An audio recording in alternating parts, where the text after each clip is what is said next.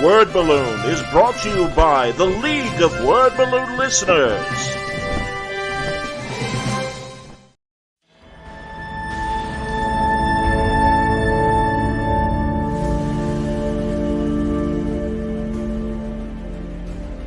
For artists that want to follow a realistic style, I don't know that you necessarily have to overthink about an influence like me or any other painter who does realism.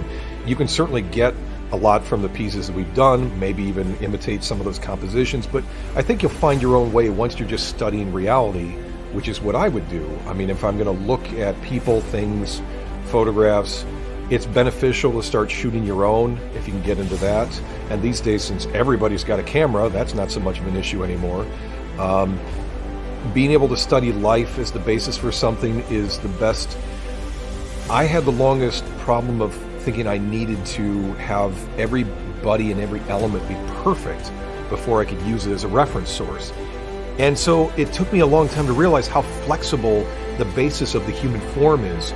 I've posed for myself on loads of paintings where now I guess I'm called out by some people online. It's a process of getting your mind comfortable with what you're building off of. And at a certain point, I would say accept that you're going to feel like you're not seeing it until you've seen it.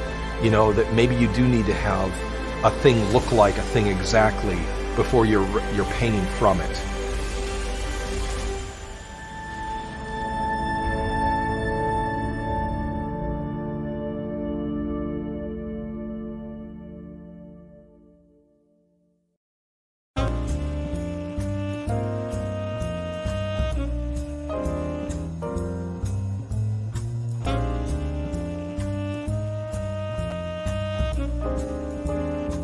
Our report details how advertising through television transforms strangers to your product into acquaintances, and acquaintances into friends, and friends into customers.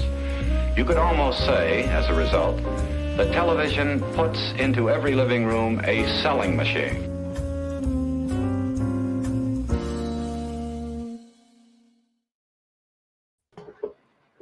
Welcome back, everybody. Sorry for the long hiatus, but Kinescope is back. And we're happy to do, once again, a look at the days of early television. John Suntress here, Gabe Hardman here, Jeff Parker here, and it's going to be great today because we're paying tribute to a woman we lost last week, and that's Betty White. And Betty White was a big part of early television, so it's going to be fun having this discussion today. And most importantly, we'll be talking about her sitcom, Life with Elizabeth, featuring Dell Moore as Alvin. Yeah. But part of the reason that that it's taken us a while to get back is because I was driving across the country and Wi-Fi was not my friend. But but one of the things related to this, like I drove over the last several days from Florida, and every city that I went to had like a digital billboard commemorating Betty White. Right. Wow. Like it was, I mean, and these are cities all, Florida and California, cities all through the South. Mostly I saw fascist propaganda. So when I saw the Betty White, billboards, that was a lovely change. Yeah. But my God, was there an outpouring of affection all across the country for her. I won't forgive you for not stopping for the Vicki Lawrence Mama's One Woman show. No, Two Woman show. Vicki Lawrence and Mama, a two-woman show at a casino in Mississippi, but the dates didn't work. I had to keep moving. What are you going to do? What do you guys think? Did you watch the show, the Life with Elizabeth? What did you think of the actual show? Go ahead, Jeff. That was very snappy. Betty is already fully formed. Like, she's like. She's already completely professional as she's ever going to get, like right out of the gate, as far as we can tell anyway, at this early stage in her career. I don't know. I mean, I was doing like a lot of people. I was going through watching her from different periods, and it's like, well, yep, she fits in there too. Like there's no decade she didn't work in. Yeah. Yeah. There's a great Netflix documentary about her whole career. And it was made a couple of years ago, and they've got her again, from 2 or 3 years ago. Her assistant is in it. A couple of her agents are on it. And prior to Life with Elizabeth, she grew up in L.A. and got involved with local television in the 40s. And even like I think it was 1939, she was in an experimental broadcast that so like really nobody's even watching this. Is the earliest of earliest days, She's probably also establishing a lot of stuff here we're not even taking into consideration, because a lot of I could be being really reductive here, but like a lot of the dynamic in one of these young couples shows was always the George and Gracie thing, where the wife is this crazy wacky, doesn't know how gas works or what, or just like, just like it has to be brought down to earth or whatever. The dynamic with them and Life with Elizabeth, at least from these skits that I was looking at, they're very even, which is really nice. Yeah.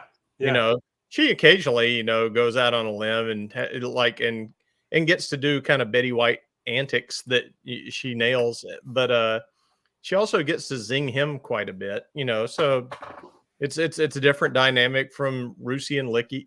Rusey and Licky, that was Rusey and Licky. That's the porn version. Yes. I didn't mean to let that one slip. Oh, Rusey! It's way too early. I must lick you up and down. Right, It's very bad. This is getting uncomfortable. All right. They must have said it on the show at some point. I of course I hate this is still the point where they feel as we were talking about during your show of shows, where they feel there needs to be a narrator to explain the setup we're about to watch instead of just dropping us in cold. Yeah, it is really one of the strangest things about this, and it is a pretty early sitcom. It's not. I mean, I Love Lucy already existed and stuff, so this format was, somewhat figured out. But it's more like it's a series of sketches, like 3 sketches within a half hour, right? Have nothing to do with each other. There's no overarching situational arc. It's each one is a separate thing. But I guess that's because, it's partly because it came out of a different show where they did these short sketches, and just prior to this, a nighttime show that she did with a DJ called Al Jarvis, and she had, this was part of how she got into anything in the first place. She had been on a show where that was sort of like a game show where people would call in, they'd ask a question on the show, and then you would call in, and then her and 3 other women would like answer the phone and find out if they guessed right or not. That DJ, local LA DJ Al Jarvis, saw her on that, thought, she would be good as my sidekick, and in order to do a show that was 5 hours long every day, it was a morning show. Yeah, he came on and he was a local DJ, and the idea was just, well, I do 5 hours of radio every day, so we're just going to do a 5-hour TV show every day. It's the same thing, And they, at first they were playing record. They would talk a little bit, then they put on a record, and you just watch them as they sat there and like kind of chatted with each other off mic, and and so apparently it like enraged the people who were watching it, because they were like, well, we want to hear what you're talking about. So so then they just got rid of the records, and then they talked extemporaneously for 5 hours straight, 6 days a week. Yeah, it was a Saturday show as well. That's right. Yeah. So which is kind of amazing. Apparently he went on after like a year or so, he went on to some other opportunity, and there were some guest hosts or something, and she ended up kind of solo on that show. But I can't remember exactly what she moved on to there, but I know that they also did an hour-long nighttime show together. She got a daytime hour-long show on NBC. Yes, and even had Arthur Duncan, who was a tap dancer, on the show. And at one point, the Southern affiliates were like, "We don't like watching that black tap dancer." And she's like, "Well, tough. He's on the show." Yeah. which is kind of cool, and kind of, once again, there's Betty White for you. Sure. So that's pretty absolutely. neat. And then NBC is like, we want you to do this sitcom. Do you think you can handle doing a half hour a week? And she's like, yeah, I've been doing 5 hours, Yeah, right. Yeah, day she was like, or a what week. are we gonna do? 5 hours a like day. where's the Yeah. rest of the time? Yeah. But it wasn't initially on NBC though, right? It was, or was it? Like, I know that the reason. So, like, she said that in her Academy interview, she said that the first year and a half of the show was live. We don't have access to any of those, so No. this show breaks our rules a little bit. I'm the only one who cares about rules, so nobody else. Yeah. But it was a live show initially. For the first year and a half, it was a live show. But then it became a syndicated show. But in order to sell it into syndication, they had to shoot it on film, because there's no other way to distribute it. Like, you can't. They wouldn't have been able to distribute a live show to different markets that would air it at different times. The laugh track is a little like registered way too high. I mean, there's literally maniacal laughter at pretty tame material. Yes, but okay, Yes. whatever. That's kind of what happened. And her husband, Alvin, played by Dell Moore, and I'm like, I know that name, but I didn't recognize him at first. And sure enough, do we know one of Dell Moore's big movies? The Nutty Professor. You are correct, sir. Boom. He is the wacky Dean. There he actually, Dean, as I sink in your chair. There he is. Yeah, look at Jerry Lewis being unfunny there.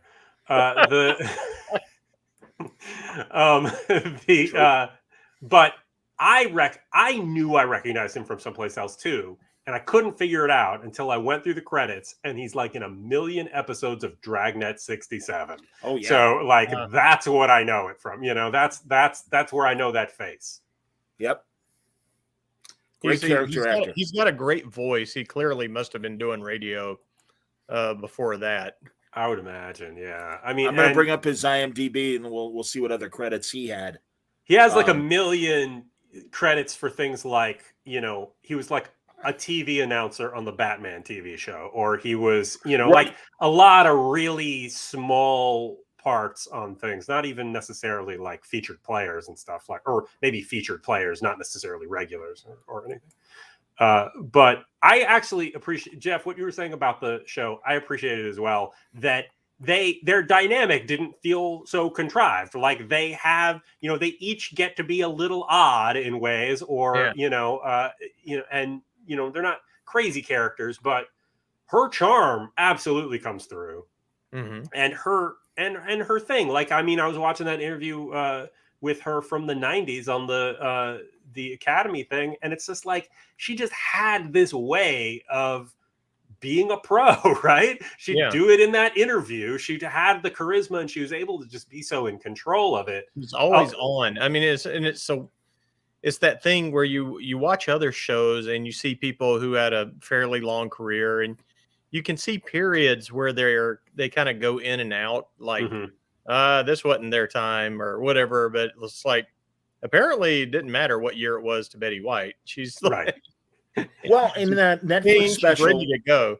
Yeah, in that Netflix special, they've got archival footage of her singing, and I know we'll talk about her work on Password, but she was one of those like classic celebrities that did summer stock, and it's so funny. I remember I must have seen a different episode of Password than the one that I watched for this, but they had talked about how she and Alan Ludden did Bell Book and Candle on stage and toured with it. I would love to have seen that. Yeah, that's the Jimmy Stewart, Kim Novak, Jack Lemmon film. Right, and on the heels of Vertigo, by the way. Yes. Yeah.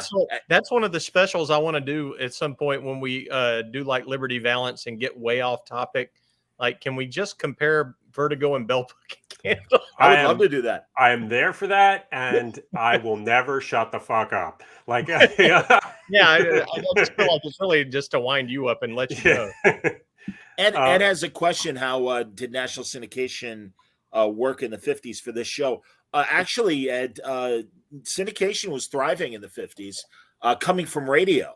And there were a lot of dramas and comedies. And in fact, The Adventures of Superman was not a network show. It was a syndicated show. Right. And so there were a lot of independent stations across the country that were very happy to get, top-notch programming from either the West or East Coasts. Right. And, And the Ziv Company was one in particular that grew out of radio and had several dramas in the early days of TV. And they needed material. They needed the stuff, and it wasn't so dependable to get everything from the network the way, just technically it wasn't as dependable. Or relying on local talent as well. I mean, right. The Los Angeles market had a 5-hour show where people just talked extemporaneously. Clear. And that's LA. I mean, but think of that generation that was coming off of movies.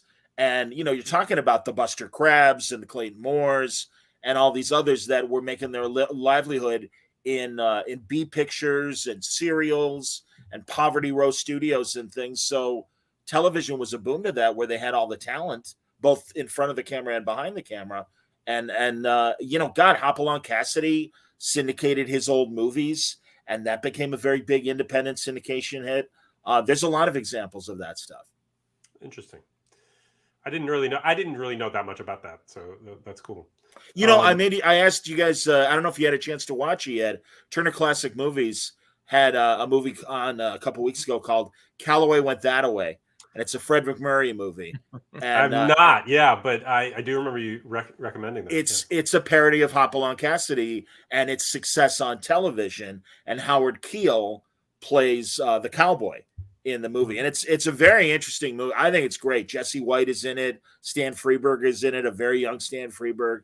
It's one of my favorite, kind of forgotten 1950s films, and it really is in tune with what was happening on TV. And Fred McMurray is this very cynical syndicator that has acquired the rights to these old Westerns and is making a fortune on them on TV and merchandising them as well, just like Hopalong Cassidy before Davy Crockett was a big merchandising machine in the 50s. And it made William Boyd a millionaire. I mean, he was very wealthy because of the Hoppy movies. Interesting. The one thing about what in that interview, the Academy interview that Betty White was talking about, was that the interviewer was asking, well, does any of this material exist where, the live stuff, the things that she was doing without, prior to the syndicated thing. And she was just like, no, because they wouldn't make kinescopes of that stuff, because they would only make kinescopes of the classy stuff back east and send it out west. They're not making kinescopes of things, much less local TV things or daily things, but they're not going to make a kinescope of that to save it at all, because the only reason they were making them was to send them out west, and it was already out west and nobody was interested anymore by then. So I just thought that was kind of interesting that there's a kind of a sub level of live TV, on the West Coast that comes out of Los Angeles, and part of why, it was looked down upon too, but where they would not, they would never have been saved, and so all of that is lost. Absolutely. And like you said, Jeff, she adapted to every decade that she was a part of. And, after Life with Elizabeth faded out, she really got into the game show world. And ironically, too, I want to point out before we leave Life with Elizabeth, Jack Nars, the narrator, who it would always crack me up in between segments. Everyone would applaud at the end of a segment, and he'd be like, "Thank you." And it's like, you didn't do anything. Right. What are you thanking him for? You're lucky you're on camera, for God's sake. But actually, Jack Nars, he has a weird presence there. Yeah, he had quite a career. He was a big game show host. In fact, he was the host of Dotto, which was one of those quiz show scandal shows. Yeah, but he was absolved of any wrongdoing. So his career just continued through the 60s, more game shows. And, right into the 70s. And he might have even, prior to Bert Convey taking over Password Plus after Alan Ludden died, I did see that Nars had hosted Password Plus and had a game show host brother as well. Tom Kennedy, famous 70s and 80s game show host, was Jack Nars's brother. So yeah. And I mean, even Tattletales. Which one of them has the real name? I would hope it's Nars. Right? Yeah, I would hope so too. I don't like Kennedy. I think I'll go by I'm Nars. going to go by Nars. Well, it's like James Arness and Peter Graves. Sure, yeah. But either Yeah. way, Arness, Graves. I mean, I'm sure Graves is the made up one, but I don't know for sure. But come on, like not one of them isn't called Nars. Nars. A horrible name. I mean, it's just certainly not a show business name for such a show businessy job like a. But he was a solid kind of Bill Cullen game show host. Nothing flashy, but just keeping the game moving and good big voice. In the air. What's that? He holds that tie up in the air. He's there. He is. Yeah. I like in the last skit, by the way, of on the Elizabeth show, like when they bring in Alvin's boss, and once again they kind of like it's a little atypical. It's like yes, it's not revolutionary or anything, but it's just kind of refreshing because it's not the angry boss that they've got to appease. He's kind of this little milk toast kind of feeble guy who if you touch his head he passes out or something, and he keeps ending up on the floor, and it was just kind of a weird show. I sent you that little picture. I did a little still with her wearing the top hat, but where'd you send it? I think I put it in the Twitter DMs or something. Okay, I'll find it. It's so fuzzy though. It's probably not worth it. It's that's when you thought, is that George Goebel? No, I don't think so. There were a couple episodes of it on there, and I watched a few of them. I thought that there was one that was just a long bit about them. Well, it was the same length as every other one, but like about the kind of irritating friend who won't leave. Right? Did you guys see that one? Like, where he's literally at the door and he's just trying to tell a joke that he can't finish, and then will take any opportunity to come back inside, and there was a kind of like low level Curb Your Enthusiasm almost quality to just like this this irritating guy who won't go away, and it only played off of their reactions to it, and it actually ended up being pretty funny. The show is obviously pretty low level, not it's an inoffensive show, but I did find both of the Betty White and the Dell Moore to be kind of like, I don't know, weirdly appealing in a subtle way. I like the little in the one skit where they're trying to get ready to go to the party, and she keeps getting on the phone, and then she's pretending she's talking to the kid of her friend, and it's a good little bit, where they're saying like, yeah, you're 5, the Alvin is annoyed by the kid and wants him to hurry up and get off the phone, and keeps trying to get the mom on the phone or whatever, and it's like it's good prop stuff, just sitting there. They're convincing you there's another person. Yeah, she talked about how during the live era of doing this, one or the other of them would go up on their lines at some point, and at one point they were in a little restaurant set or something like that, and both of them went up. Neither of them could remember the line. They just stared at each other in very live TV sort of fashion, and apparently Dell Moore just at one point just got up and left, and so and then she's just out there on her own, and so she just starts rearranging the stuff on the table, like the salt shakers or whatever, and very Art Carney sort of and trying to make something out of that, to the point where she got into it. By the time he came back, he apparently just walked off, read the script, and came back again. But she was so into the trying to this little bit on the stuff at the table that she was kind of sad that he came back and they actually got back into it. That was the kind of little, not full-on controversy, but the sort of misconception thing going around Twitter this past week, where everybody said, hey, look at this great bit on the Golden Girls where she's improvising a whole thing. And then someone finds the script and sends it in she wasn't improvising that. We wrote that. Right. Right. They're supposed to be laughing at her, and it's they're just very good at their jobs. Right. that it feels extemporaneous like that. That is, I would have sworn too, though, when you watch it, you think, oh, she's just pulling this stuff out of her head. So, But that's I mean, great, though. That's being great at your job. Like if people have a hard time, wrapping their heads around that. well, it's the old thing of like, and just any TV show or movies, if people like something enough, they credit whoever they like with the thing. Oh, that actor must have come up with that. It's like, no, there was a script. Yeah. Or if the director is the name, everybody talks about, oh man, the director did that. It's like, no, Gabe boarded that scene, damn it.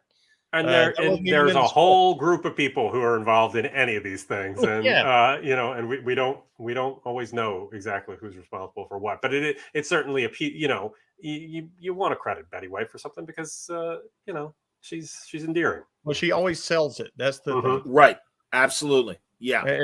So we can transition easily by saying, as good as the actor playing Alvin is, it's weird because he's not Alan Ludden. Yeah, right. And you're right. like, when's Betty's real husband going to show up? And then, hey, there they are. Yeah. Yep. I mean, and we know them from game shows. So well, and Alan was her third husband, which I find interesting. And they met on the show. They met on Password, and here the password is muffler. I love the way I love the way the Password voice whispers every time. Yeah, I know. That's honestly, I love watching. There's a ton of them on YouTube, but of course, Buzzer shows them as well. I love Password, but in particular, I really do like the early '60s Password episodes. They're fascinating. Their guest stars are a little broader than just Hollywood celebrities. They certainly were shooting it in New York, so they took advantage of the Broadway people as well. And God, we found one episode from 1965 where it was a charity show, and all the guest stars were famous cartoonists, and these are all the newspaper strip people. Just think about that concept. Famous cartoonist. Yes. Like it's just this is not something that the modern world's going to understand. Well, again, with syndicated papers, those people. No, that's how it worked back then. Yeah, they were famous. They were big, important people, and we're not talking about comic books here. We're talking about newspaper strips and that everybody saw and were a part of everybody's life, and they took as a more like legit thing, and it just was. Well, and surprisingly, a number of those comic strip guys, like Mort Walker and everybody, they seem like they do a bit of TV every now and then because they come on. They're not at all befuddled. What's his name? Saunders, the Mary Worth guy. He didn't seem quite cut out for TV, but Al Cap, of course, thinks he's great in any medium. So of course. But he wasn't as bad as I thought he was going to be, and Betty White handled him. So well, Al Cap, Al Cap turned a corner when the hippie generation came around because he really was tapped a lot in radio and television as a social commentator because Little Abner was his soapbox, his strip to make comments on the government and society, and there was a lot of parody in that. And he was this kind of media savvy, sharp-witted, funny guy. And I mean, he and was a liberal. And then when the hippies and the free love movement kind of came around, it really offended him. He kind of saw them all as lazy people that really had no focus or interest beyond. He was an old guy by then. I mean, this happens. You got your David Mamet's. You got your there's many examples of people who turn a corner at some point and turn into something else. But I mean, and then they go and they yell at John Lennon in a bed. Right. It's still the most surreal bit is him coming into that hotel room. And I'm like, Al Cap? Yeah. Why? What? Like you do wonder, like how did this like. The whole thing obviously would do. Yeah, exactly. Yeah, like we're not to get into the whole Al Cap John Lennon thing here, but like what I know that the bed in thing or whatever it's called was obviously this is a setup. Obviously this is a promotional thing that they're engineering. is there another layer of promotional thing where they invite right-wing cartoonists to come argue with them? I mean, like, I've never quite understood how that actually happened. But Yeah, I don't know, man. It's fun This watching is- Password and well, obviously Betty's really good at it because her husband hosts the show and she watches it all the time and is on it half the time. yeah. So you hope. And I do just have to say that with us talking about Password is most of what we talk about after the show. Like, It's you true. know, like we end up like going on and on and on about something like Password and who the guests were on it. So I'm glad that we've brought this into the show. That's the properly. Mary Worth guy, by the way. Yeah, that's Alan Right. Saunders. Steve Lieber gave us that to share, and that's great. And yeah, it's from 1965, and it's Mort Walker from Beetle Bailey. It's the Phantom, Lee Falk. Yeah. I've got Yeah. the list. Hold on one second. Lee So Falk. it's Al Camp, Alan Sanders, Leonard Alfred. Starr. Yes, Leonard Starr on stage, very young, the youngest Yeah, cartoonist he was there. suave, man. I was like, look at Leonard Starr. Yeah, he looked great. Alfred and Driola from Carrie Drake. I don't know the Carrie Drake strip, but every other strip I knew. And no, it's cool. And their charity is the USO, which Yeah. I love as well. That's awesome. So you know, and it's funny because you know, Password was a low dollar show. You'd win a game and win $250, and then you'd play a lightning round and you might be able to win another $250. So Right. that's, you know.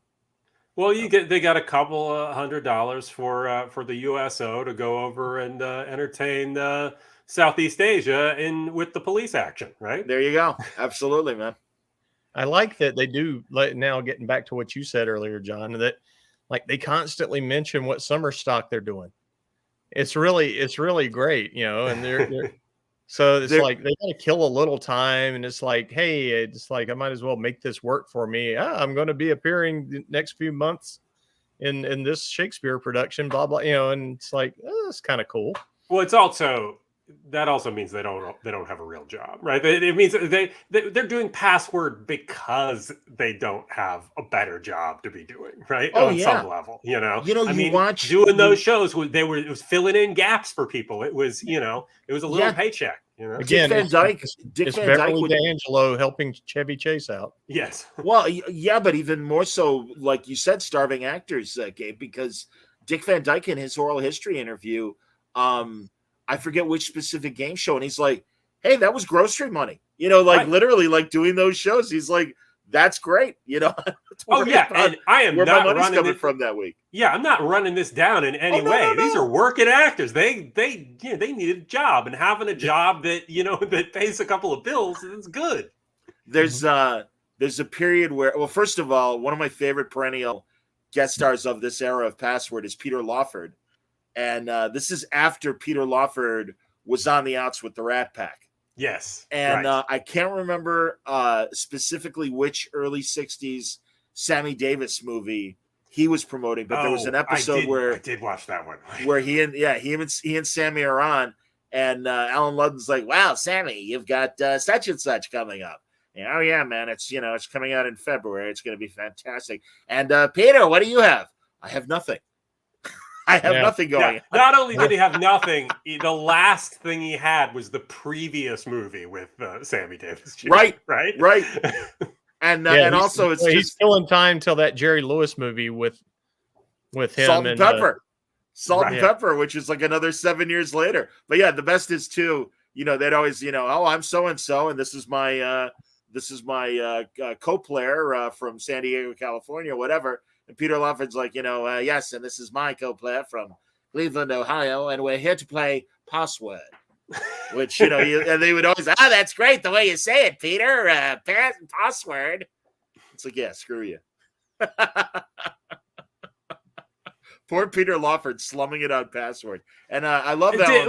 Let me just say did Peter Lawford have any talent, though? I mean, do we really need to care he's about Peter he's Lawford? The worst of the Rat Pack. Yeah, Sorry. he's in nothing Rat Pack. He was only in the Rat Pack because of his JFK connections, which then, when JFK turned around and was like, "Hey, we've used you, Frank Sinatra, already for getting elected." We don't need you anymore. That'll be. They were done with Peter Lawford. Yeah, That's true. Well, I like him in Advise and Consent, the Otto Preminger movie about the Senate.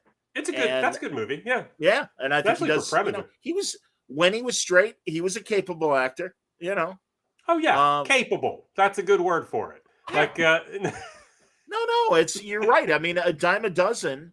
And I mean, when he was younger, he was cute enough that he was kind of boy actor in that a very innocent way in the 40s MGM movies he made.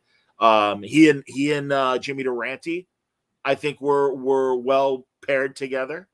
Man, this has nothing to do with Betty White or her TV career. I was trying to figure out how to get it back on Betty White. Yeah, we should get back in some way onto. If anything, look, I can't believe we're wasting Betty White's time talking about Peter Lawford. That's pretty sad. That's pretty low. Let's move on from the Peter Lawford. Oh, Jesus. I liked her quote that someone asked her before she passed away, and given her vast career, was there anything in your career that you didn't do? And her response was Robert Redford. So I did see that. Yeah. And apparently Robert Redford was awesome. And when she died, it's like, I had a big crush on Betty White back then. Yeah, no, and you can't play her. She's adorable. Look at that face. She's great. She's just great. Yeah.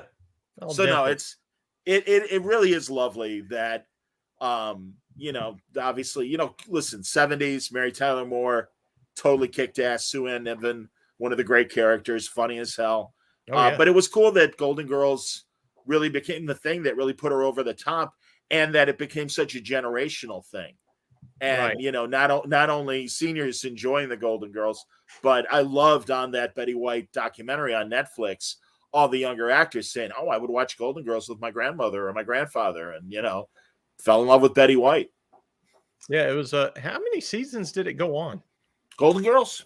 Yeah, it was a lot. It was a while, yeah. And then there was plus the post-show spinoff, right? Yeah, with Cheech Marin Palace or something. Yes, is that right? Yeah, yeah. It was everybody but what's her face? No, B. Arthur. Arthur. Fuck this. I'm moving on to bigger and better things. 7 seasons for the Golden Girls. All right.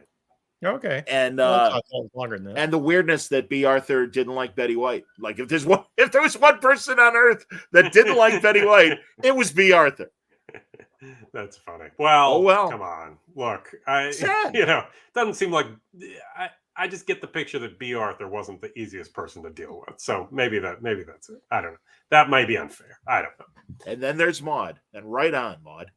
We'll have to get Adrienne Barbeau on and ask her, yeah, right. Let's do. We got to get Adrienne Barbeau on regardless. Why can't we? Why don't we have Adrienne Barbeau on here? What's going on, John?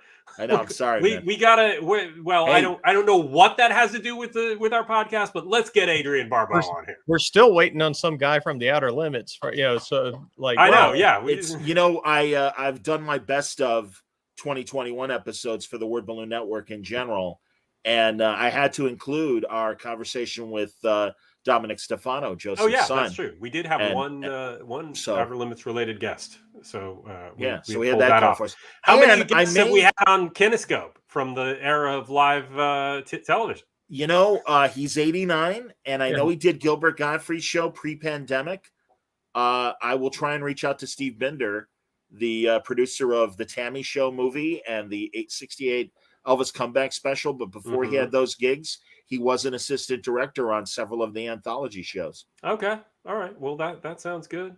I'll try. There was also another guy he's very elderly. So there was another guy who directed Star Trek who I know. Right, Joseph something. Yes, Joseph Ablalinowitz. Yeah.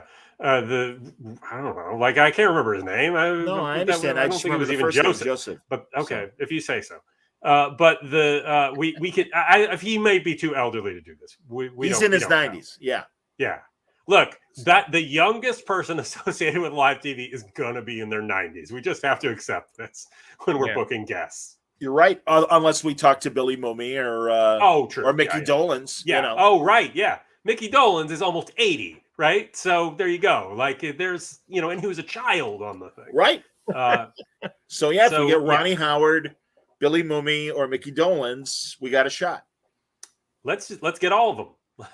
Let's just have a round table. Hey, King Hollywood, make it happen. A round table of guys going, I was a child. I don't remember a thing about it. Yeah. Well, Billy Mooney remembers Alfred Hitchcock scaring the shit out of him and stuff. Right. Oh, Like threatening to nail his shoes to the floor if he didn't stop fidgeting. Yeah. He was a charmer. Yeah. Exactly. Hitchcock had a way with. Oh, right. And well, Dave says Clint Howard. I think Dave is Clint might be a little too young for the live TV era. I think so, because Ronnie's younger brother. Tranya, he was he was like what, like 4 or something, right? Well, so yeah, and even 67. And Andy Griffith when he was Leon, the kid in the cowboy suit that always had that sandwich. Cream. Yeah, right. Oh, yeah, that's right. No, wait, he had ice cream at one point too, didn't he? I can't. Did he? I just remember with the sandwich.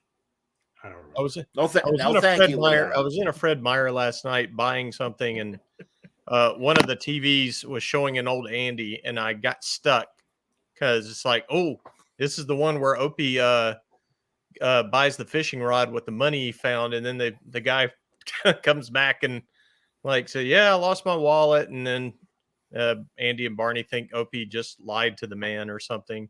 And Andy once again learns like never question Opie's strong moral compass because he's always he just simply wanted to go exchange the fishing rod and get the money back for the guy. I love Ronnie Howard was the only good kid actor. That's all. I love the color episodes where Opie speaks his mind a lot.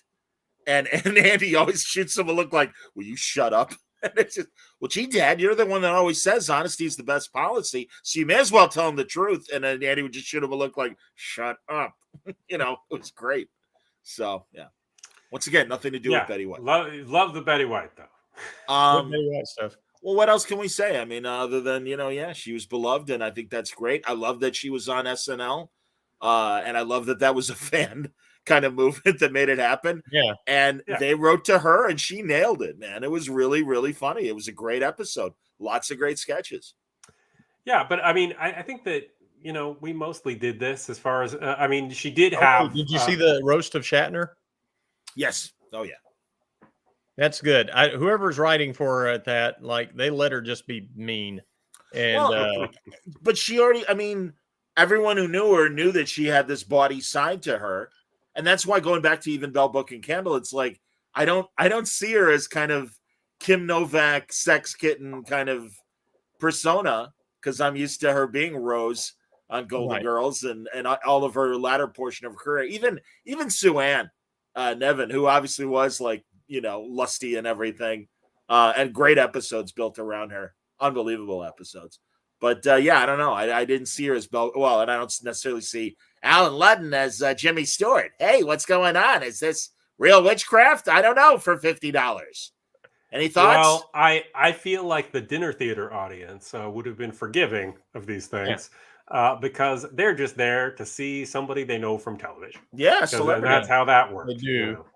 It makes me wonder who was playing the Jack Lemmon little brother part. I don't know. Yeah, really. Clint somebody Howard, local. Maybe. Yeah, I'm assuming somebody local. I was going to say there's a great Don Giller is this guy who has a YouTube channel, and he does these supercut hours long things of David Letterman's show, and he put together a supercut of like over 2 hours the times that Alan Ludden and or Betty White were on Letterman, either together or separately. And Letterman used to tease about Dave's record collection and would always have some of those Golden Throat celebrity albums and stuff. And he definitely played a couple of Alan's songs. And then Alan came on. And this is when Letterman still had the morning show. Mm-hmm. And Alan Ludden came on and really was like, I know you don't think much of my singing voice. And really, and really embarrassed Letterman. It was pretty great. It was, but then ultimately, I think he was on to sing. And then at the end of the show, he does end up singing a song or whatever. So, Alan sings like a game show host, as you would expect. Yeah. Okay. So there you go. Alan Ludden. Oh, yeah. Yeah, he's a game show host. Yeah. Yeah. What do you got, Gabe? You want to rap? Yeah. Yes. All right. I think that I think we did this. I think that Okay. that we did a fair job at it. I would suggest, although we didn't have our production meeting, we were planning on, prior to Ms. White's death, doing Johnny Carson, one of his few acting roles, and I think we should stick to maybe that being next week. And one of the reasons why I wanted to do it too was I forget which anthology show it was, but the title of it was Queen of the Orange Bowl. And I thought, given college football bowl season and everything, it would have been appropriate for us to do it during New Year's week. But Yeah. Oh, wait, well, real fast, John. Did you watch the password where Jack Parr is on there? Okay, sure did. just wanted to make sure. Oh yeah, that was great. No, and I'm thanks for acknowledging that, Jeff, because that was a fun episode. Because also the magnitude of Jack Parr. I mean, this is 1965 Jack Parr, so he's off of, or maybe it was 63, but it was after his run on the Tonight Show. He transitioned to his weekly primetime show, which was it was literally the same format. It was just, weekly and, whatever, but I'm sure he had access to, bigger celebrities. I don't really know. I've seen films of his regular show as well as his Tonight Show. as far as Jack Parr is concerned, I just recommend looking up, the virulently homophobic stuff that he wrote, and and like he was a real, like, you got your Al Caps out there, right? But I think that Jack Parr is sort of a villain. Like, this guy had really, really lousy, ideas about stuff, wildly homophobic. Later into the 70s and stuff, he did like a talk show thing where he was almost a Wally George type of right wing, commentator character. And this nobody quite seems to remember this stuff. Although I know that I saw Cliff Nesteroff, sharing things from one of Parr's autobiographies that is basically a homophobic anti-communist rant, which is something to behold. So Wow. I just want to just want to go out of my way to bring up stuff like that. No, to put it kindly, weird dude. Yeah, I had no idea because I'm not a Jack Parr scholar. It's like and now I'm not. Well, I had no idea either. I just, you just hear about him as the guy who, was the sort of, he was controversial in some ways, but he was also, just for, and, emotional and kind of smarmy and kind of this and kind of that, and a very different character than Johnny Carson was when, prior to Carson taking over the Tonight Show. So, Right.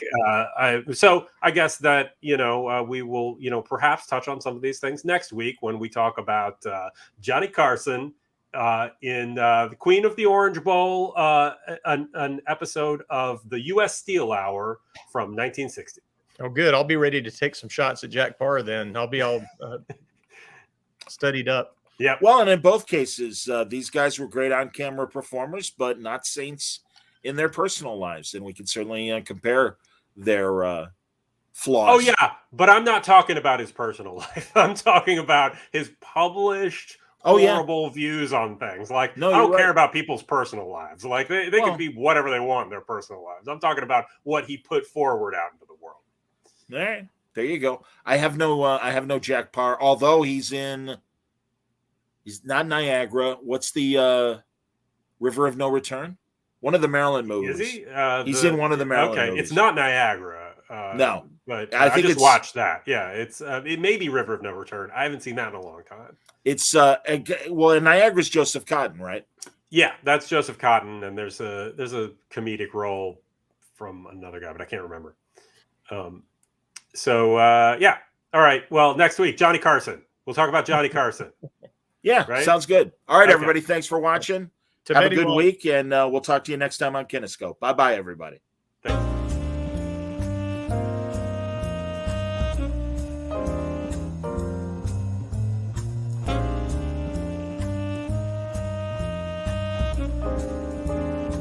Our report details how advertising through television transforms strangers to your product into acquaintances, and acquaintances into friends, and friends into customers. You could almost say, as a result, that television puts into every living room a selling machine.